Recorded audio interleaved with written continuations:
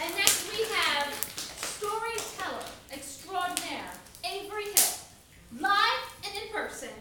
We're going to need to give her a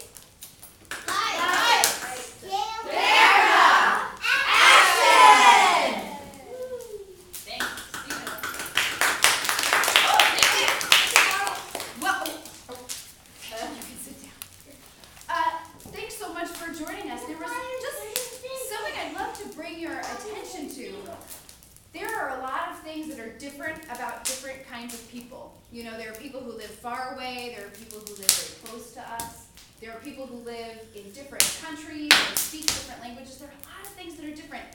But there are two things that I think about a lot that all people, all humans have in common.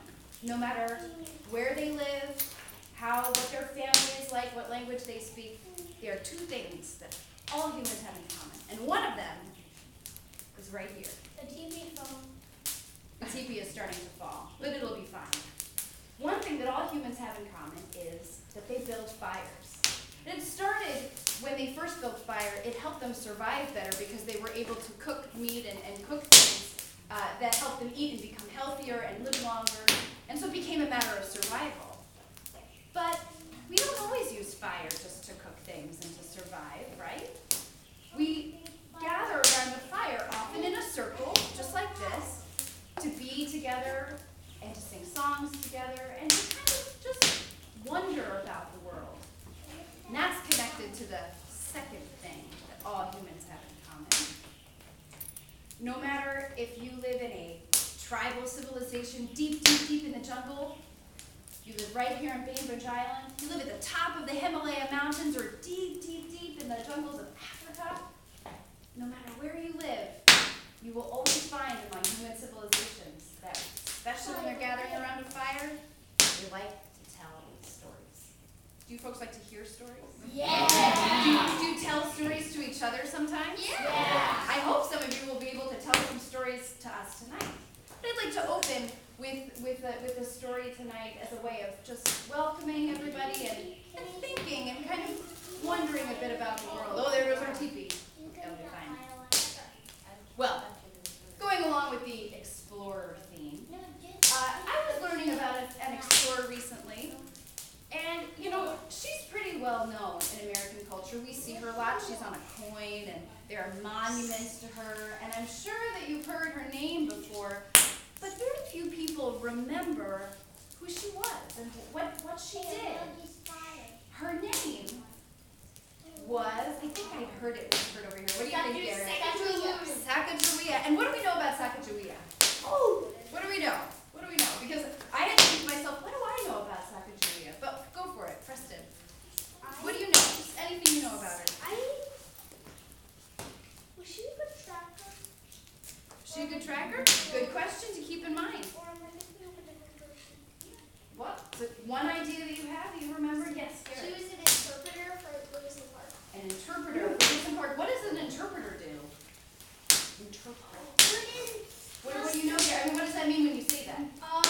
Is it, did they, I remember something about Sacajawea trading with people that don't speak, that Lewis and Clark couldn't understand because they speak a different language. Ah, so there were language issues, right? Okay, so that's one other thing we know. Yes? She was like an Indian princess. Oh, Indian princess. Any other ideas? Well, I did a little research. I learned a little bit about Sacajawea. It turns out she was born way out west. Not quite as far west as we are here, but somewhere near what we call Idaho today. And when she was very young, a girl, probably not much older than some of the girls here in this room, she was sold away and moved east to live with a Frenchman who was a trapper. Do you know what trappers were around that time? Yeah, they trapped animals. They trapped animals for their fur because they like to have fur coats. So he was from France. He spoke French, but he was able to learn her language a little bit and got along fairly well with the native peoples that were around where he lived. And this was now in what we call South Dakota. So she's moved east and is living with him. And they were living in the area where a couple years later, in come Lewis and Clark. They're on their mission. They're out to discover the entire which had just recently been acquired by Thomas Jefferson, who was the president at the time. All of a sudden, there was all this land that America thought, well, great, we better go and discover it. So Lewis and Clark were sent. They were following the Mississippi River all the way up and up and up and up and up, and they finally made it to South Dakota, where Sacajawea and her husband were living. And when they met them, they got along with them very well, and they realized that they would be an extremely valuable resource as they continued west and had to negotiate with the native peoples there and had to find their way. Little did they know what lay between them and the Pacific, the great Rocky Mountains. They had no idea what was coming. So Sacajawea and her husband agreed to travel with Lewis and Clark as they continued. Now, remember how we were learning about Christina's adventures into the ravine, when she was pregnant and everything? Well, on this is think to yourself like 2 months into this journey, Sacajawea has a baby. She had been pregnant as they started walking through the bush, and this is like, so forget about 45 minutes, this is like 2 months, right? 2 months! And out came the baby. Next thing you knew, she was on her feet. She swaddled that baby across her back and just kept walking. And all of them, how does she do that? She was just amazing, right? And as they walked along further and further, she was very quick of foot, very quick to react to things. They would be going along in a canoe. There's one section, actually, at the top of the river there. There's kind of another little river that's called a tributary that leads into the bigger river. They were exploring up there, and the boat tipped over. All of their supplies fell into the water. She worked as quick as she could with that baby on her back. She gathered up some of the most valuable resources they had, not just their food, but the journals that they'd been keeping that all would have just been for naught if they had been sunk to the bottom of the river. All the meticulous notes Lewis and Clark had kept. And so because of that, they decided to name this little tributary the Sacajawea River. That's now in what we call Montana. Look it up. It's a very neat little river there.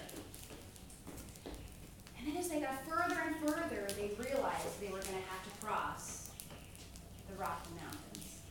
And they looked at that. Has anybody ever seen the Rocky Mountains? They're not exactly molehill, are they? And so they realized they were going to have to trade with the natives for horses. They needed horses to get their equipment and to get themselves up and over those mountains. So one day they came across a tribe and they started talking to them, and they called Sacajawea forward, and yes, she was able to speak to them. And as she was speaking to the chief in the same language, she realized, I know this man. This man is my brother. They had been separated as young children, but they were able to recognize each other all those years later. What do you think? If you were separated from your brothers and sisters and you didn't meet for like 20 years, would you still recognize them later? Yeah. I wonder how. What do you think? How would you recognize? Because you look a lot different when you grow up than you're a kid. What do you think? Because you didn't break apart. You just moved to different places. Your family, it's not like one of your siblings got killed and you can never see them again. It just got broken apart to different places. So they didn't really get spread apart. So they were able to remember each other. That's what I kind of hear you say? I bet they didn't know where it was. They just wandered off and tried to look for help, and they found him. Yeah. Great ideas. Any other ideas? How would you recognize your brothers and sisters?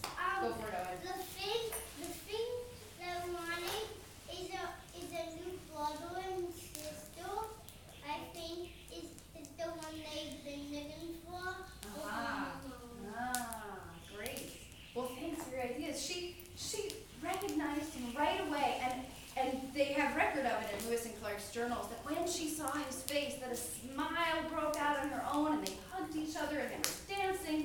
They were so excited that her brother, the chief of this tribe, decided to give them more than horses. They gave them food, they gave them directions, they gave them all of the knowledge about the area that they would be going over. And it was with Sacajawea as well that they walked along, and she was able to point them out to the passes through the mountain. The passes that we drive over or that the trains go through. They're the lowest parts that make it easiest to get through the mountains. She knew them all. She knew them all way before anybody else figured it out, and she helped them through. Now, sometimes they came across tribes that they didn't know, that they didn't speak any of the same languages with.